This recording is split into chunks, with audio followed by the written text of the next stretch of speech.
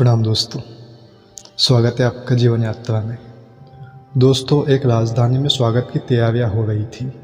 सारा नगर दियों से सजाया गया था। रास्तों पर बड़ी भीड़ थी और देश का सम्राट खुद गांव के बाहर एक सन्यासी की प्रतीक्षा में खड़ा था। जो सन्यासी आने को था वह राजा के बचपन का मित्र था।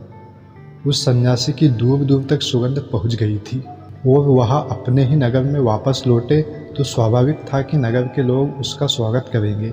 राजा भी बड़ी उत्सुकता से उसकी प्रतीक्षा में नगर के द्वार पर खड़ा था। सन्यासी आया, उसका स्वागत हुआ।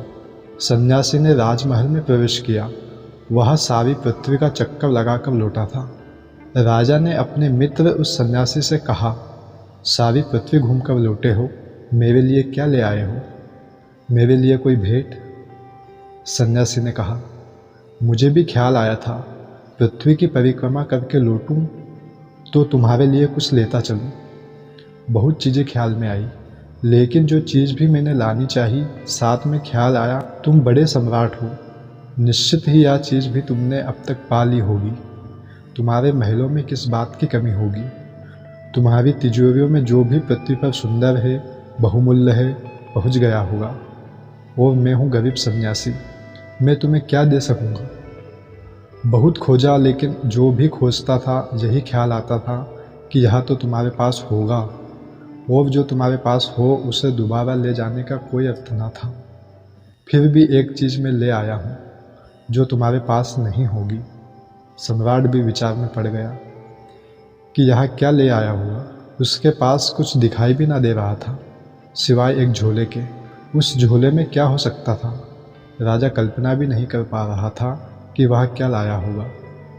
सन्यासी ने झोले को खोला और एक बड़ी सामान्य सी चीज़ उसमें से निकाली, एक आईना, और सम्राट को दे दिया और कहा, यह आईना मैं तुम्हें भेंट में लाया हूँ ताकि तुम इसमें स्वयं को देख सको। दर्पण राजा के भवन में बहुत थे, दीवारें दर्पणों से ढकी थी। राजा ने कहा, दर्पण तो मेरे महल में बहुत है। लेकिन उस फकीर ने कहा, अवश्य होंगे, लेकिन तुमने उनमें शायद ही स्वयं को देखा हो। मैं जो दर्पण लाया हूँ इसमें तुम खुद को देखने की कोशिश करना। दोस्तों, संसार में बहुत ही कम लोग हैं जो खुद को देखने में समर्थ हो पाते हैं, और वह व्यक्ति जो स्वयं को नहीं देख पाता, वह चाहे सारी पृथ्वी देख डाले तो भी मानना कि वह अंधा है।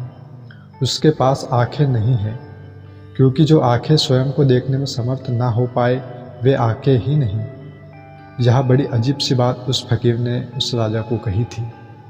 दोस्तों, जीवन यात्रा चैनल के माध्यम से आने वाले दिनों में हम उसी आईने को समझने का प्रयास करेंगे जिसमें हम अपने आप को देख सकें, क्योंकि जीवन का अर्थ, जीवन का आनंद, जीवन का अभिप्राय और जीवन का सत्य केवल उन्हीं लोगों को उपलब्ध हो पाता है जो स्वयं को देखने में समर्थ हो जाते हैं। लेकिन हमारी आंखें बाहर देखती है, भीतर नहीं। हमारे कान बाहर सुनते हैं, भीतर नहीं। हमारे हाथ बाहर स्पर्श करते हैं, भीतर नहीं। हमारी सारी दौड़, हमारी सारी कोशिश, हमारे जीवन भर का श्रम कुछ ऐसी संपदा को जुटाने में व्यय और व्यर्थ हो जाता है जो संपदा अंततः हमसे छिन जाती है। लेकिन और एक संपत्ति है, एक और संपदा है जो स्वयं को जानने और पहचानने से उपलब्ध होती है। जो उस संपदा को पा लेता है उसे जीवन का अर्थ और सत्य मिल जाता है।